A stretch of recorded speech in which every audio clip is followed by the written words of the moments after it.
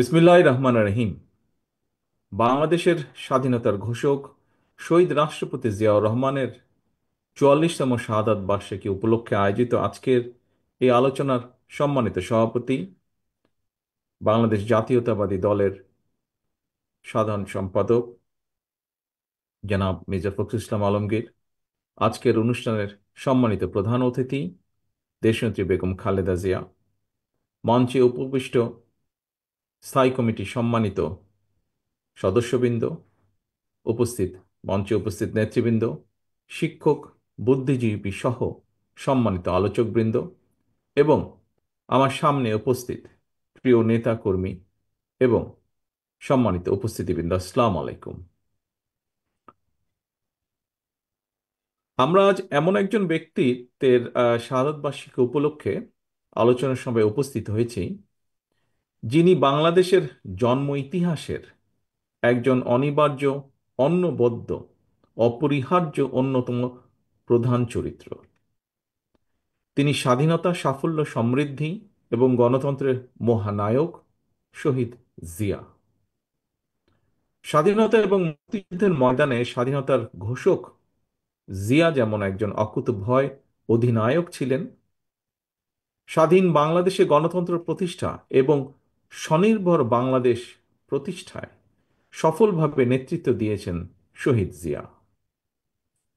প্রিয় উপস্থিতিবৃন্দ, স্বাধীনতা, মুক্তিযুদ্ধ এবং মুক্তিযুদ্ধ পরবর্তী স্বাধীন বাংলাদেশের রাষ্ট্র, রাজনীতি এবং দেশ পরিচালনায় শহীদ জিয়ার অবিস্মরণীয় অবদানের অনেক বিষয় আজকের সম্মানিত আলোচক বৃন্দের আলোচনায় উঠে এসেছে। আমি চেষ্টা করব সেই বিষয়গুলো আমার বক্তব্যে আবার পুনরুল্লেখ না করতে। তবে সবার আলোচনায় একটি বিষয় কিন্তু প্রতীয়মান হয়েছে আজকের রাজনীতিতেও, অর্থাৎ আমাদের এই বর্তমান রাজনীতিতেও শহীদ জিয়া খুব সম্ভব সমানভাবেই প্রাসঙ্গিক। শহীদ জিয়ার রাজনীতি এবং রাষ্ট্র পরিচালনার নীতি এবং পদ্ধতি এখনো আমাদের জন্য অনুকরণীয়, অনুসরণীয়। সম্মানিত উপস্থিতি, আমার কাছে মনে হয়েছে স্বাধীনতার ঘোষককে জানতে হলে, বুঝতে হলে কারো সঙ্গে বোধহয় তুলনা করার বা তুলনা দেবার কোনোই প্রয়োজন নেই। শহীদ জিয়া রহমান মানেই একটি স্বনির্ভর, আত্মমর্যাদাশীল এবং গণতান্ত্রিক একটি বাংলাদেশ। শহীদ জিয়া তার কর্মের মাধ্যমেই বেঁচে আছেন, বেঁচে থাকবেন গণতান্ত্রিকামী এই বাংলাদেশের মানুষের হৃদয়ে। তিনি জনগণের হৃদয়ে ভাস্কর হয়ে আছেন, অর্জনে, গর্জনে নয়। স্বাধীনতার ঘোষক জিয়া ইতিহাসের পাতায় অবিনশ্বর। সম্মানিত নেতৃবৃন্দ, সংকটকালে কিভাবে সাহসের সঙ্গে ঘুরে দাঁড়াতে হয়, ১৯৭১ সালে ২৬শে মার্চ কিংবা ১৯৭৫ সালের ৭ই নভেম্বর দেশ এবং জনগণের সামনে সেই দৃষ্টান্ত উপস্থাপন করেছেন স্বাধীনতার ঘোষক শহীদ জিয়া। ১৯৭১ সালের ২৬শে মার্চ শহীদ জিয়া হঠাৎ করেই কিন্তু স্বাধীনতার ঘোষণা দেননি। একটি স্বাধীন বাংলাদেশের স্বপ্ন কিভাবে তার হৃদয়ে স্থান করে নিয়েছিল, ইতিহাসের আগ্রহী শিক্ষার্থী যারা, আপনাদের প্রতি আহ্বান থাকবে শহীদ জিয়ার নিজের লেখা একটি জাতির জন্ম শীর্ষক যে প্রবন্ধটি, সেটি পড়ে দেখবেন দয়া করে আপনারা। আজকের সম্মানিত উপস্থিতি, মঞ্চে উপস্থিত নেতৃবৃন্দ যারা প্রবীণ নাগরিক রয়েছেন, আপনারা সাক্ষী আছেন, একই সাথে ইতিহাসও সাক্ষী আছে। লাখো শহীদের প্রাণের বিনিময়ে অর্জিত স্বাধীনতা উত্তর যে বাংলাদেশ ছিল, সেটি কিন্তু সেই কয়দিন পরেই স্বাধীনতার পথ হারিয়ে ফেলেছিল। খুন, গুম, অপহরণ, সন্ত্রাস, নৈরাজ্য, সেনাবাহিনীতে অস্থিরতা, সব মিলিয়ে বাংলাদেশকে একটি তাবেদার রাষ্ট্রে পরিণত করেছিল। সকল ষড়যন্ত্রকে প্রতিহত করে ১৯৭৫ সালের ৭ই নভেম্বরের পর থেকেই মূলত স্বাধীনতার ঘোষকের নেতৃত্বে মুক্তিযুদ্ধের মূল যে মন্ত্র, তাতে বাংলাদেশ ফিরতে শুরু করে ধীরে ধীরে। প্রিয় উপস্থিতি, মাঝে মাঝে একটি বিষয় সম্পর্কে, যেহেতু সে সময় আমার বয়স কম ছিল, যতটুকু দেখেছি পত্রপত্রিকায়, পরবর্তীতে বিভিন্ন বইপত্রে, মাঝে মাঝে একটি বিষয় সম্পর্কে আত্মজিজ্ঞাসা হয় আমার। সেটি হলো, স্বাধীনতা পরবর্তী সরকারের বিরুদ্ধে কেন সেই সময় জনগণ অস্ত্র হাতে তুলে নিয়েছিল? আবার সেই সময়কার সরকারই বা কি কারণে জনগণের বিরুদ্ধে অস্ত্র হাতে তুলে নিয়েছিল? অথচ আমরা দেখি অপরদিকে শহীদ রাষ্ট্রপতি জিয়া রহমান যখন রাষ্ট্র পরিচালনায় আসেন, জনগণ শহীদ জিয়ার ডাকে স্বতঃস্ফূর্তভাবে দেশের উন্নয়নে অস্ত্র ছেড়ে কোদাল হাতে খাল খননে নেমে পড়েছিল। প্রিয় উপস্থিতিবৃন্দ, আমার কাছে মনে হয়েছে নেতৃত্ব, ব্যক্তিত্ব এবং রাষ্ট্র পরিচালনায় শহীদ জিয়া দলের নয়, বরং দেশের হয়ে উঠেছিলেন।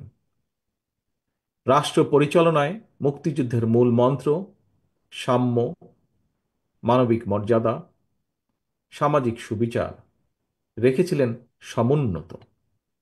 নিজের ইচ্ছা কিংবা মত জনগণের উপরে চাপিয়ে না দিয়ে তিনি বরং জনগণের কাছে গিয়ে জনগণের মতামত নিয়েছিলেন।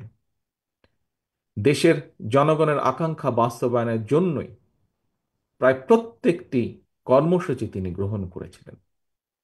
এ কারণে শহীদ জিয়ার নেওয়া খাল খনন, গণশিক্ষা কিংবা বৃক্ষরোপণের মতন প্রতিটি গণমুখী উদ্যোগকেই জনগণ তাদের নিজেদের কর্মসূচি হিসেবে গ্রহণ করেছিল। দেশের জনগণ স্বতঃস্ফূর্তভাবে শহীদ জিয়ার কর্মসূচিকে সফল করে তুলেছিল এবং সে কারণেই জনগণ গণতন্ত্রের সুফলও পেয়েছিল সেই সময়।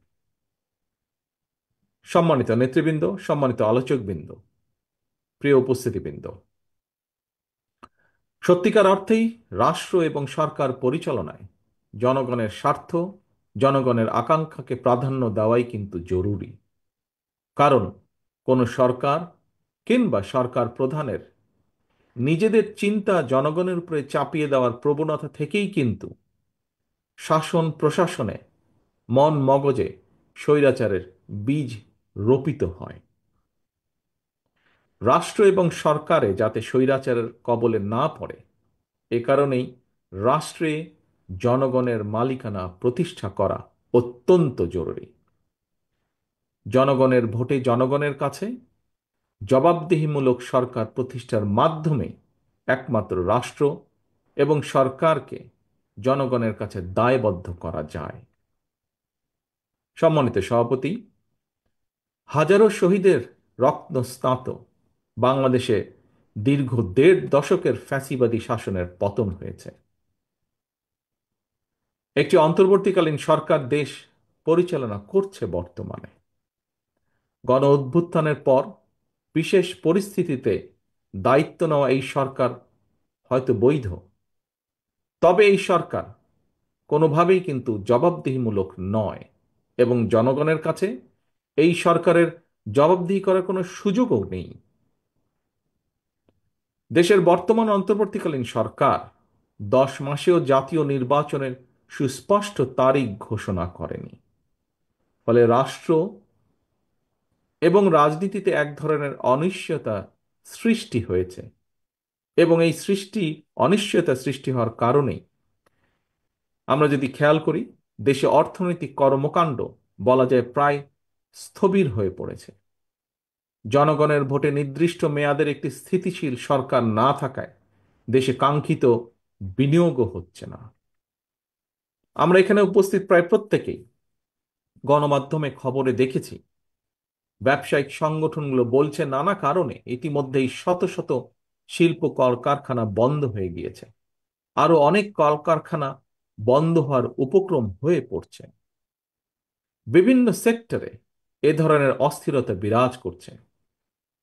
জনগণ তাদের সমস্যা সম্ভাবনার কথা সরকারের কাছে তুলে ধরার বা বলার কোনো সুযোগ তারা পাচ্ছে না। সম্মানিত সভাপতি, সম্মানিত নেতৃবৃন্দ, অন্তর্বর্তীকালীন সরকারের উপদেষ্টাদের সঙ্গে স্বাভাবিক কারণেই জনগণের কোনোই যোগাযোগ নেই। বিভিন্ন শ্রেণী পেশার মানুষের সমস্যা, সম্ভাবনা কিংবা দুঃখ দুর্দশা সম্পর্কে অনেক উপদেষ্টাই ওয়াকেফাল নন। তারা অফিসে বসে ফাইলপত্র দেখে জনগণের সমস্যা চিহ্নিত করে সমাধানের চেষ্টা হয়তো কেউ কেউ করছেন।